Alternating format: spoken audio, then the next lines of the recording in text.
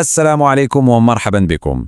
اليوم غادي نعطيكم واحد خريطة طريق خطوة بخطوة لأي واحد فيكم كيفكر يشري شي عقار في المغرب، سواء كانت دار، أرض ولا حتى محل تجاري. هاد الخطوات اللي غادي نشوفوا مجموعين غادي تحميكم من بزاف ديال المشاكل اللي بنادم كيطيح فيها. يلا على بركة الله. ديما كاين واحد السؤال كيتعاود، علاش كنلقاو ناس كتشري عقار وكتعيش هانيه ومرتاحه البال، وناس اخرين مساكن مجرد ما كيشريو كتبدا عندهم واحد المعركه ديال المحاكم والمشاكل اللي ما كتساليش. والاهم من هادشي كامل، شحال من واحد فينا سمع بشي قصه ديال شي حد تصيد في ديك اللي كيسميوها الهمزه، وفي الاخر لقى راسو خسر فلوسه وعصابه. داكشي علاش تبعوا معايا هاد خريطة الطريق مزيان، حيت والله ممكن تعتقوا من صداع الراس ومن تمارة ومن ضياع ديال الفلوس والعصاب. وبطبيعة الحال هاد المحتوى راه كيطلب مجهود كبير باش نوجدوه، فإلا عجبكم ما تبخلوش علينا بواحد اللايك والاشتراك باش تشجعونا نزيدوا القدام. بقاو معنا حتى الاخر، راه كاينين شي معلومات ديال الذهب. يلا نبداو بأول قاعدة، وهذه بغيتكم تعقلوا عليها مزيان. في العقار كلمة همزة غالبا، ماشي ديما ولكن غالبا، كتكون هي مرادف لكلمة فخ. يعني إلا جا عندك شي واحد وقال لك هذه راه هوته ما تلقاهاش في السوق، هنا خاص الضوايا الحمراء تشعل عندك وتعرف باللي كاين شي حاجة ماشي هي هذيك. شوفوا، المعادلة ديما كتصدق وللأسف ديما كتخرج خايبة. بنادم كيشوف الهمزة وشنو كيوقع؟ كيدخل عليه الشيطان ديال الزربة والتسرع، ومن التسرع كنطيحوا مباشرة في الكارثة، والكارثة هي رزق بنادم اللي ضرب عليه تمارة ومشى. وعلى هذا الشيء كله، حيت العين كتشوف غير الفوقاني، كتشوف ديك البرطمه الواعره ولا الفيلا اللي غزاله ولا ديك البقعه اللي في موقع استراتيجي، ولكن ما كاينش اللي كيهبط يقلب على شنو كاين لتحت، على المشاكل اللي مدفونه ومخبيه. مزيان، ايوا باش ما نطيحوش في هذا الفخ خاصنا نمشيو دقه دقه. واول خطوه قبل حتى ما تبدا تقلب هي تجلس مع راسك وتجاوب على واحد السؤال اللي كيبان بسيط بزاف، ولكن راه هو الاساس ديال كل شيء. علاش بالضبط باغي تشري؟ واش باغي تسكن فيه انت وعائلتك، او لا باغي ديرو كاستثمار للمستقبل؟ راه الجواب على هذا السؤال كيغير كل شيء. مثلا الا كان للسكن، الاولويه ديالك كتكون هي القرب من المدارس ديال الدراري، من الخدمه ديالك ومن المواصلات. اما الا كان للاستثمار، هنا التفكير ديالك خاصو يمشي بعيد. خاصك تشوف 5 ولا 10 سنين لقدام، شنو المشاريع اللي غادي تكون في ديك المنطقه، واش كاين شي طريق سيار غادي يدوز، واش غادي تبنى شي شانع. وهنا كتجي اهم نصيحه في هذه المرحله كلها، ما تزربش. وخا يجي عندك البائع ولا السمسار ويقول لك راه يلا ما شريتيش اليوم، غدا الثمن غادي يتزاد، او لا راه كاين شراي اخر واقف عليه دابا، عرف باللي هاد الضغط وهاد الزربه هما السلاح رقم 1 اللي كيستعملوه النصابه. خذ وقتك الكافي وفكر على خاطرك. دابا غندوزو للفلوس. اكبر غلطه كيديروها الناس هي في الحساب، كيشوف الثمن اللي كاتبين في الاعلان وكيسحب ليه صافي، هذاك هو المبلغ الاجمالي اللي غادي يخلص. ولكن الواقع ماشي هو هذاك. الثمن الحقيقي كيتزادوا عليه مصاريف أخرى ضرورية. عندك مصاريف التسجيل والتحفيظ، الضريبة على الأرباح العقارية، وزيد عليهم الأتعاب ديال النوطير. هادشي كامل كيقدر يوصل ما بين 7 حتى ل 10% زيادة على الثمن باش غادي تشري.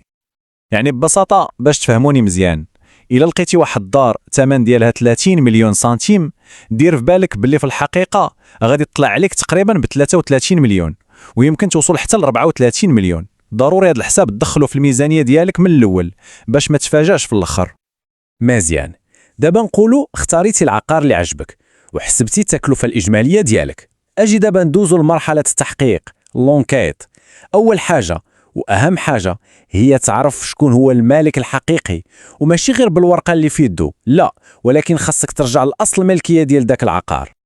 هاد العمليه مهمه بزاف وكتولي اهم اكثر فاكتور، خصوصا في العقار اللي ما محفظش. خاصك ترجع بالتسلسل، هاد البائع من عند من شرا، وهذاك اللي باع ليه منين جاه العقار، واش ورثو واش قسمه.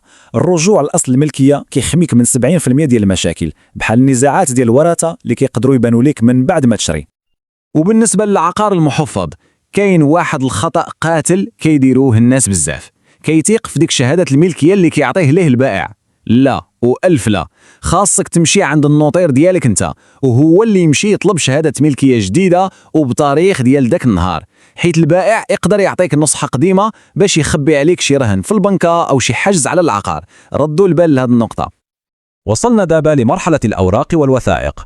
هذه مرحله حاسمه وما فيهاش اللعب. كاينين 5 ديال الوثائق اساسيه، الا كانوا عندك كتكون حميتي راسك بنسبه ديال 90% من اي مشكل. هاد الأوراق هي شهادة الملكية، رخصة البناء، تصميم المطابقة أو لو بلون كونفورميتي، مذكرة المعلومات التعميرية، والتصميم العقاري أو لو بلون كاداسترال. هادو شنو الدور ديالهم؟ كيوريوك واش البني قانوني، واش مطابق للتصميم الأصلي، والأهم من هادشي كامل كيعلموك واش الدولة ناوية دير شي مشروع في ديك البلاصة بحال طريق أو مدرسة واللي ممكن يسبب في نزع الملكية. وهنا ردوا البال مزيان، راه وقعت لواحد السيد مسكين شرى أرض ب100 مليون، ومن بعد عامين الدولة دارت نزع الملكية للمنفعة العامة، ولكن التعويض اللي عطاته الدولة كان هو 60 مليون فقط. علاش؟ حيت التعويض كتحدو واحد اللجنة إدارية وما كيكونش مرتبط بالضرورة بالثمن باش شريتي. هادشي علاش ديك مذكرة المعلومات التعميرية ورقة مصيرية. ونزيد واحد جوج ملاحظات مهمة بالنسبة للشقق. أولا، تأكد أن الرقم ديال الشقة والطابق اللي في الوثائق هما نفسهم اللي شتي بعينيك. راه كاين اللي كيوريك شقة مشمشة وزوينة وفي التصميم كتصدق شقة أخرى في جهة مختلفة تماما. وثانيا، تأكد واش الشقة خاوية بصح. إلا كان فيها شي واحد كاري راه الإخلاء ديالو قانونيا ممكن ياخذ لك شهور وسنين. أجيو دابا لأخطر نقطة، البلاصة فين كيطيحوا الأغلبية ديال الناس. كنتكلم على العقود العرفية، هذيك الورقة اللي كتسني عند السمسار ولا ديك ورقة التنازل اللي كتصاوبوا بيناتكم. هذيك قانونيا ما كتسوى حتى حاجة وكتفتح الباب ديال النصب والمشاكل اللي ما عندهاش نهاية. العقد اللي كيحميك بالصح هو اللي كيكون موثق عن نوطير أو عدول أو محامي مقبول لدى محكمة النقد. أي حاجة من غير هادو راها مجرد حبر على ورق. ايوه، فاش كتجمع هاد الشيء كامل وكتكون متاكد ومرتاح، كتبقى لك الخطوه الاخيره عند النوطير. هو كيوجد لكم واحد عقد الوعد بالبيع، كتعطي العربون ديالك ومن بعد كيحدد معكم تاريخ العقد النهائي. في ذاك النهار كيتم تحويل الملكيه لسميتك بشكل رسمي ونهائي، والنوطير كيتكلف بجميع الاجراءات الاداريه والماليه اللي باقيه. إلا تبعتي هاد الخطوات كاملة كنأكد لك أنك غادي تكون تفاديتي أكثر من 90% ديال المشاكل اللي كيطيحوا فيها الناس. هاد المعلومات راها سلاح في يديك، استعملوا مزيان وما تبخلش علينا مرة أخرى بالدعم والاشتراك باش نقدروا نكملوا ونقدموا لكم محتوى أكثر فائدة في مجال القانون والعقار هنا في المغرب. وفي الختام بغينا نسمعوا لكم في التعليقات، شاركونا التجارب ديالكم مع العقار سواء كانت مزيانة أو خيبة، وشحال من واحد كتعرفوه طاح في مشكل من هذه المشاكل اللي دوينا عليها. المشاركة ديالكم مهمة بزاف باش كلشي يستافد من تجارب بعضياتنا. شكرا على المتابعة ديالكم ونتلاقاو في مرة الجاية.